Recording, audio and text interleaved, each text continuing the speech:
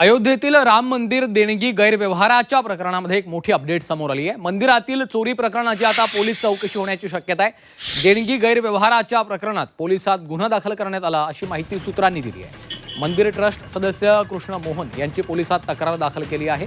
यात किन्नू यादव आणि लवकुश यांच्यासह नोटा मोजणाऱ्या कॅशियरचं देखील नाव आहे। अनुकल्प मिश्रा यांच्यावर गुन्हा दाखल असून FIR मध्ये चंपतराय यांच्या नावाचा समावेश नाहीये। दरम्यान पोलिसांनी आतापर्यंत 2 जणांना ताब्यात घेतलेलं आहे।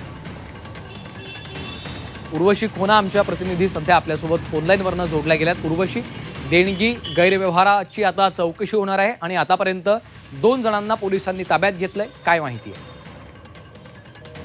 राम मंदिरच्या देणगी चोरी प्रकरणात श्रीराम जन्मभूमी तीर्थक्षेत्र जो ट्रस्ट आहे तिकडचा त्यांच्याकडून जी आहे एक कंप्लेंट करण्यात आलेली आणि एक FIR दाखल केलं गेलं आहे असं समजून येत आहे।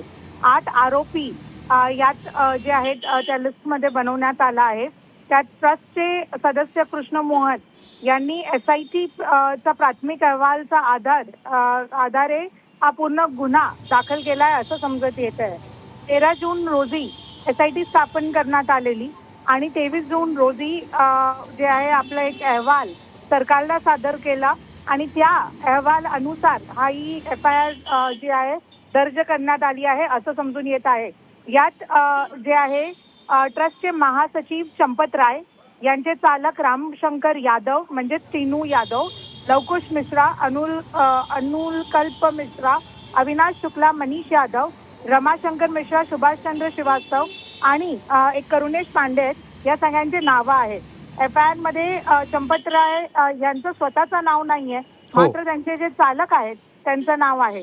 निश्चितच आणि गैरव्यवहाराच्या प्रकरणात आता गुन्हा दाखल होणार का हे देखील पाहायचंय। धन्यवाद उर्वशी या माहितीसाठी।